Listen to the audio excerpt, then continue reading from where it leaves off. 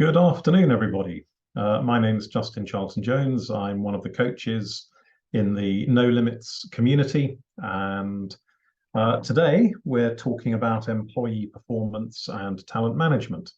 We've had a number of questions that have been posted by people with regards to this particular topic. I'm going to come on and address those in just a moment.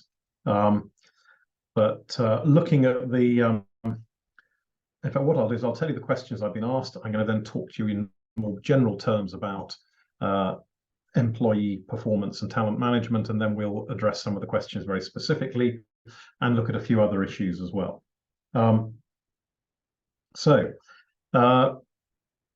First question, what can I do to keep my best employees from leaving? Another question we had through is, how often should I talk to my employees about how they're doing at work? And the third one was, what's a good way to tell my team they're doing a good job or that they need to do better? So we'll come on to each of those in detail in just a moment. But the first thing I wanted to talk about was employee performance and talent management. I mean, that's quite a complicated title for basically leading your team. And the first thing I wanted to talk about was communication, because virtually every problem that I've ever been exposed to, either as a coach or in previous roles as the leader of a business, most of the problems are to do with communication. And almost invariably, it's the lack of communication, the infrequency of communication that takes place within a business. So let me say this once. At the beginning, I will say it again at the end of this Q&A session. It is almost impossible to communicate too often with your staff. You would have to really be trying very, very hard to give them too much information too frequently. In fact, my challenge to you as a business owner is to see if you can do that. Just see if you can communicate too frequently with your team, because the chances are that in trying to do that, you might actually just start to communicate at about the right level. So communication is absolutely key. And there are a number of other areas that are important in terms of your staff, retaining them and rewarding them. And in fact, we have a principle we call the 7 keys to a winning team. And I will come back to that in a moment. But within that, we outline 7 behaviors which, if you can implement into your business, will ensure that you have a really engaged team who want to work for you, who want to stay with you, and who ultimately will take work away from you. And I'll talk about the principles behind that in just a moment. So, coming back to those questions, what can I do to keep my best employees from leaving? Well, this is all about how you manage and lead your team. Do your best employees know who they are? Because if they don't know that they're your best employees, then they should do, because you should be praising them and, when appropriate, rewarding them so that they know that they're doing a fantastic job for you.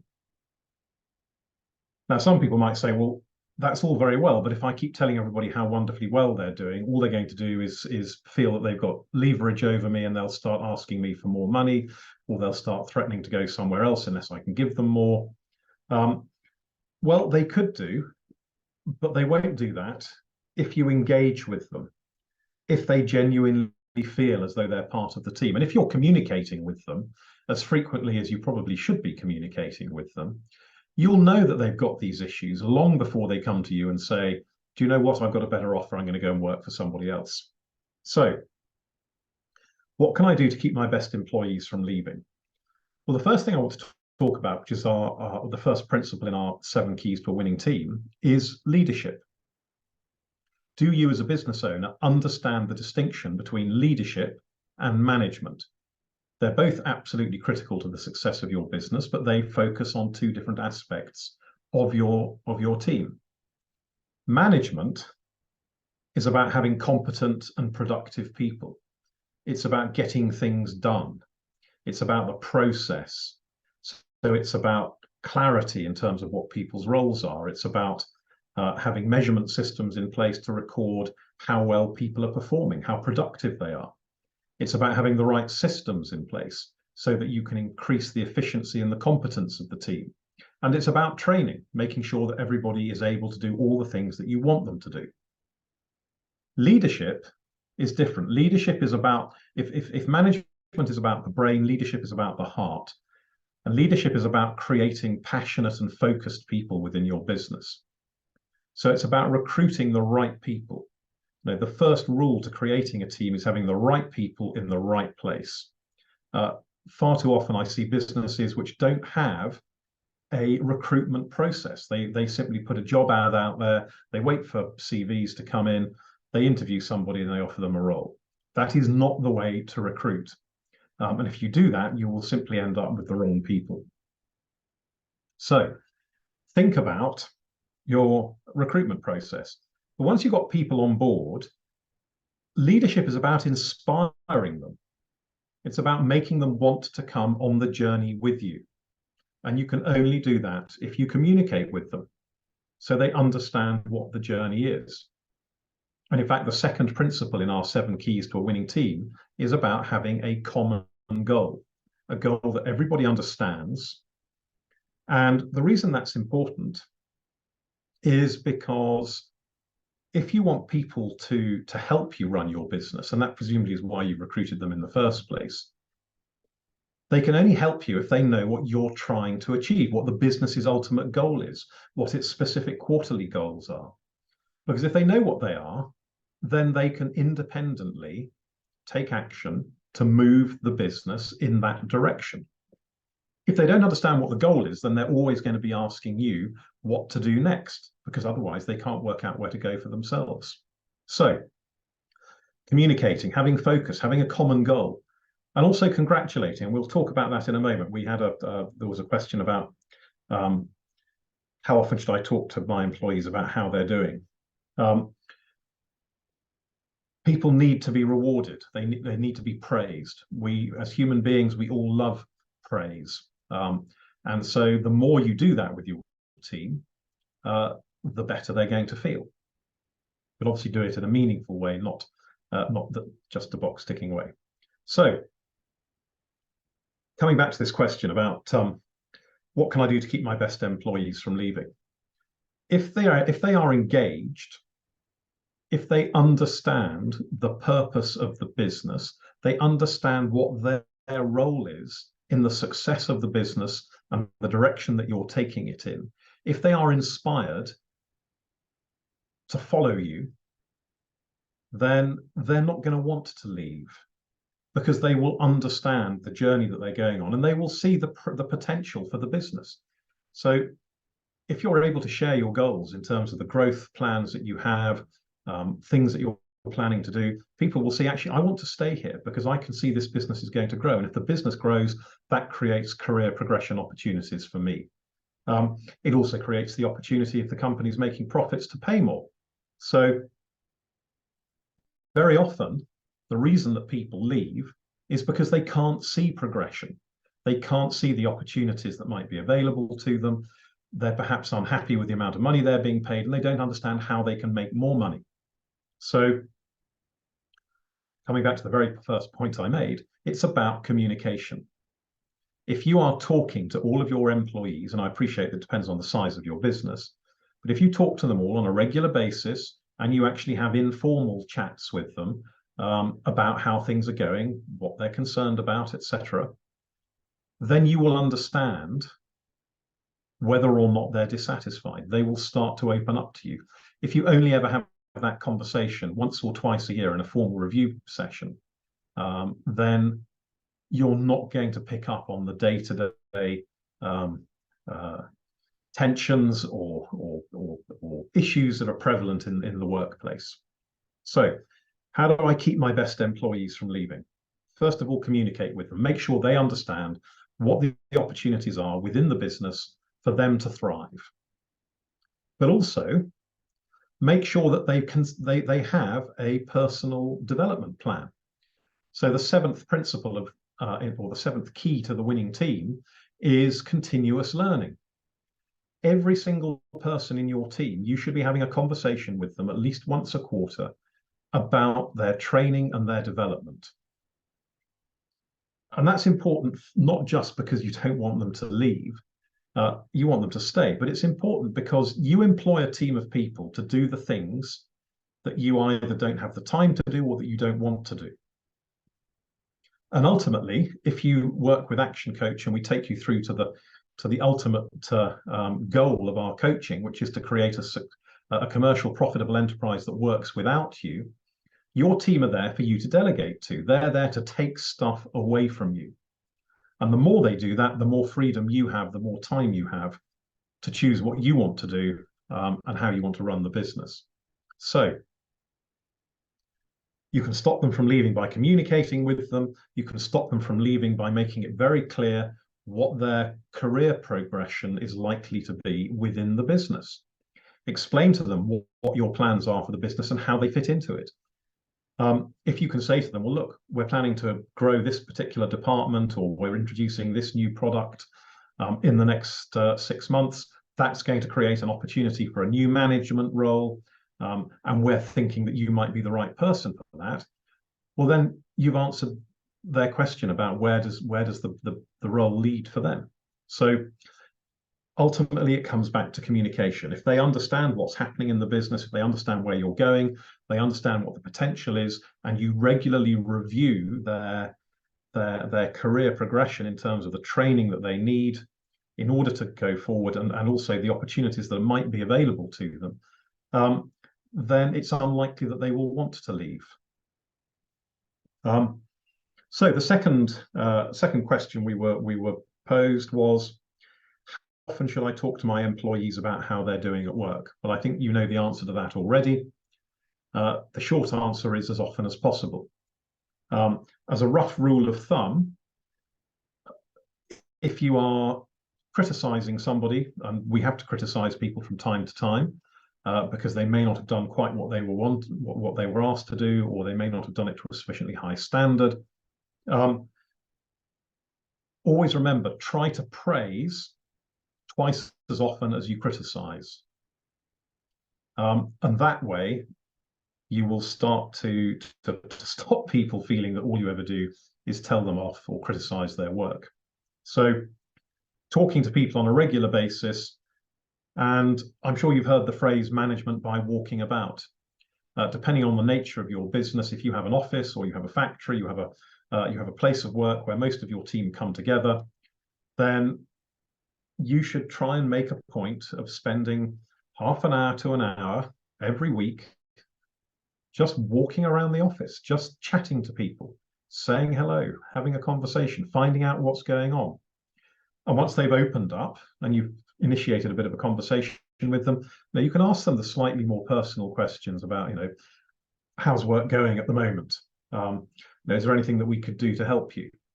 What else would you like to be able to do within this role? And you don't have to ask these things once a quarter or once a year in an appraisal or a performance review. You can do that every day of the week. So how often should I talk to my employees about how they're doing? Goes back to communication, as often as you can, because when they're doing good work, you should be praising them. You should be telling them what's good about their work. And if there is anything that they're not doing quite so well, make sure you mention that to them as well. But as long as you're praising them regularly, they're going to very happily absorb that constructive criticism, because they're going to feel that it's actually part of their progression within the business. So talk as regularly as you can. Some people are uncomfortable about doing this. I appreciate that. For some people, it doesn't come naturally to them. So maybe you might need to fix up some slightly more formal meetings. And I would suggest, if you're doing that, you should do that a minimum of once a quarter. A minimum of once a quarter. People who have a sort of formal performance review process, that should be a minimum of every 6 months, not annual. It should be a minimum of every 6 months. And if you can do that quarterly, that's even better.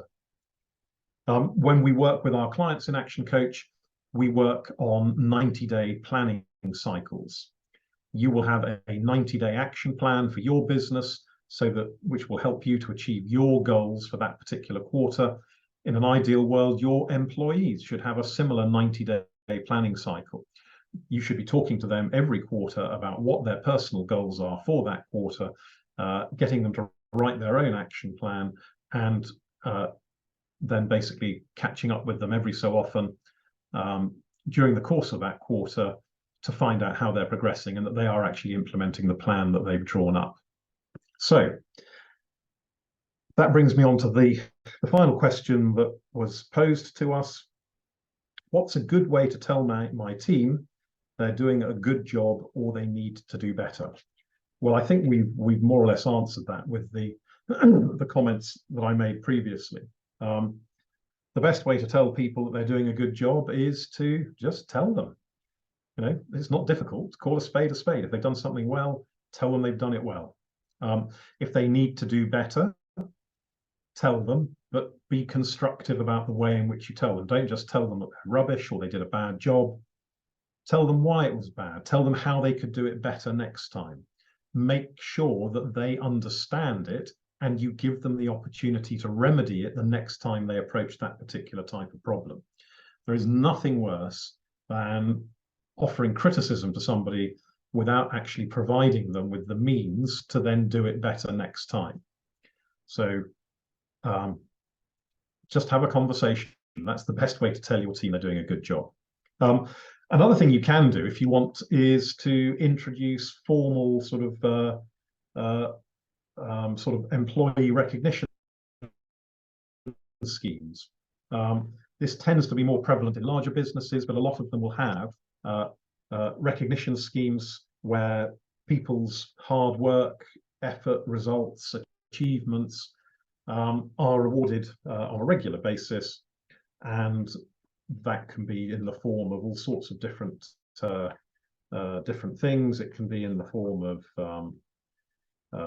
prizes. You can offer people gift coupons or cards, cash rewards perhaps.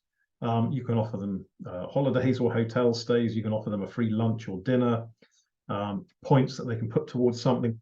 But that's another great way. If you've got a larger company and you want to really create a bit of competition in terms of how well people are performing at work and how well they're achieving their goals, then having a recognition program in-house, which actually hands out prizes to people, is another great way of doing that.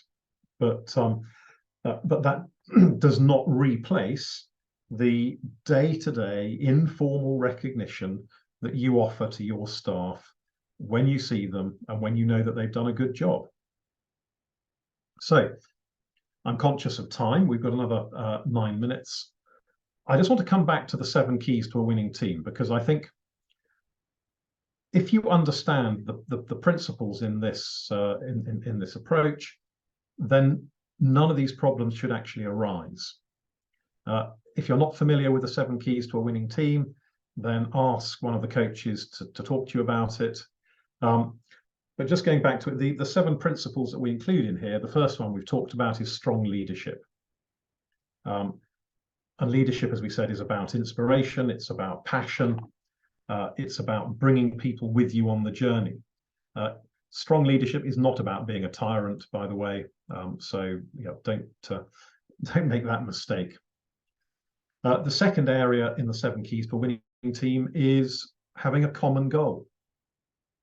So making sure that there is a goal for the organization, that this is shared with people. They need to know what the goal is. They need to know the overall objective.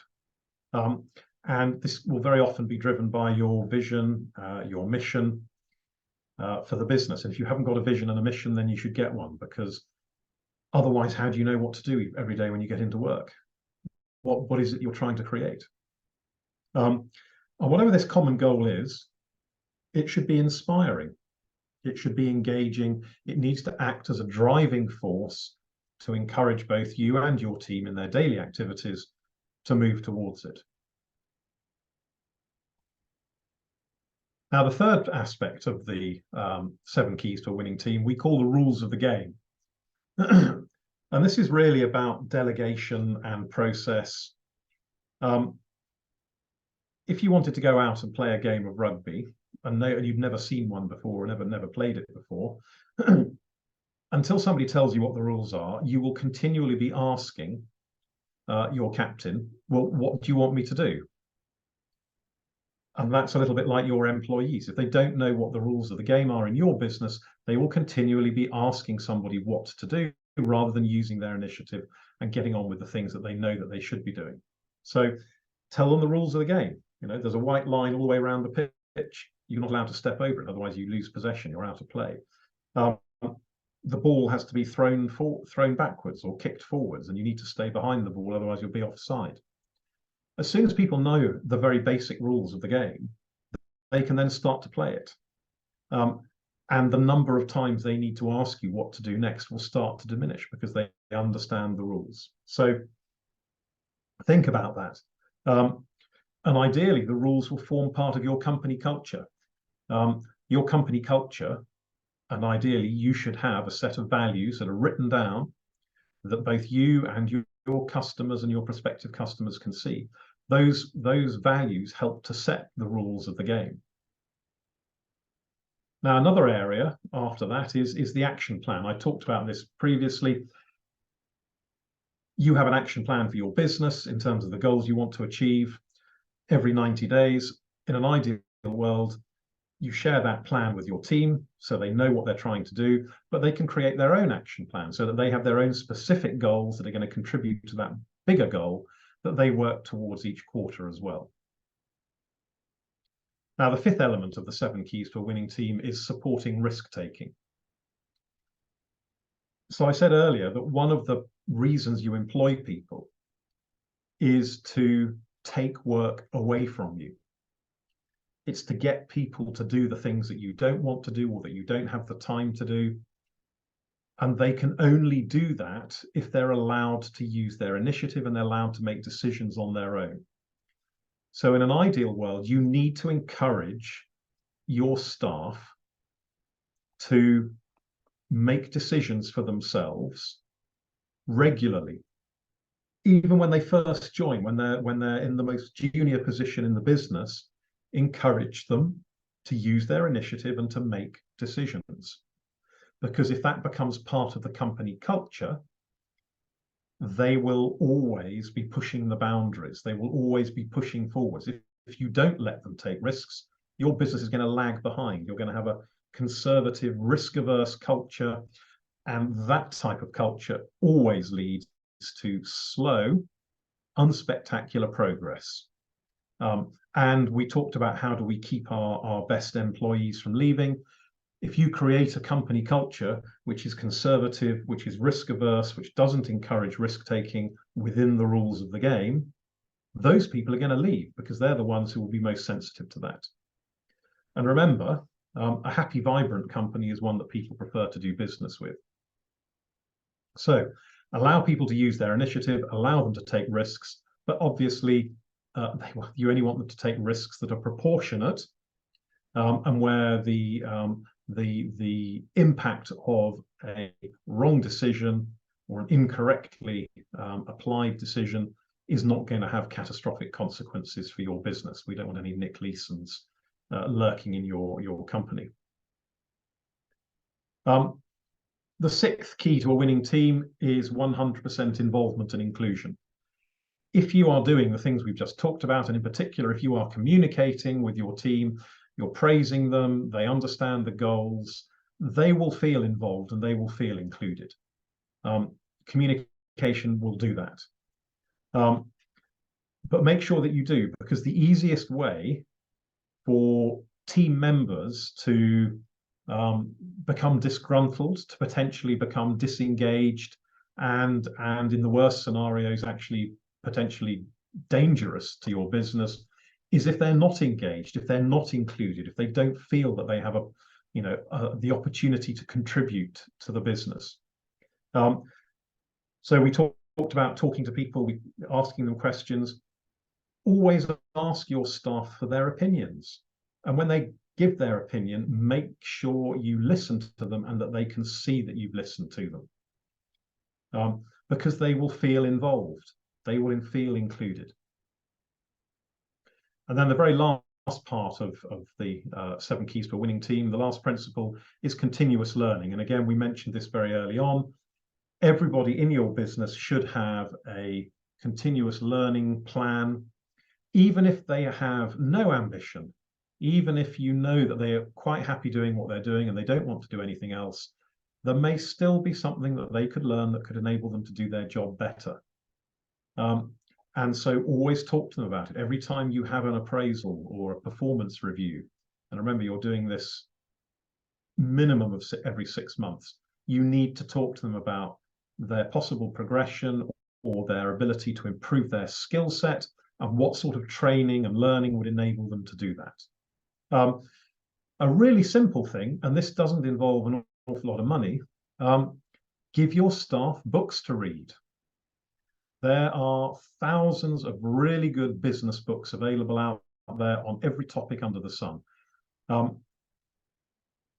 sure that with a little bit of help from your coach, you could easily identify 2 or 3 books that would be appropriate for every position within your business. Now, not everyone is a reader. If they're not a reader, you need to find out how they learn, because they might be better off with an audio book or something like that, or watching things on YouTube. But once you've identified how they like to learn, give them that information. It doesn't even have to be part of the formal career progression plan. It can just be, do you know what? I thought this would be really interesting. This will help you in your, to understand the business better, or help you in your role. So, continuous learning. And that very neatly brings us to the end of the half hour. So I hope I've answered the 3 questions that were posed and given you a little bit more to think about in terms of how you manage and lead your team. And just remember, if you have any questions at all about this, just get in touch with one of the Actioncoach No Limits community business coaches, and we'll be more than happy to talk you through this and to answer any specific questions that you might have. And you can always ask them next week on the next Q&A session. Although we specify particular topics, if you've got a question you want to ask, just go ahead and fire it in. So I hope you've enjoyed this, and I look forward to seeing you at the next one that I'm running. Thank you very much.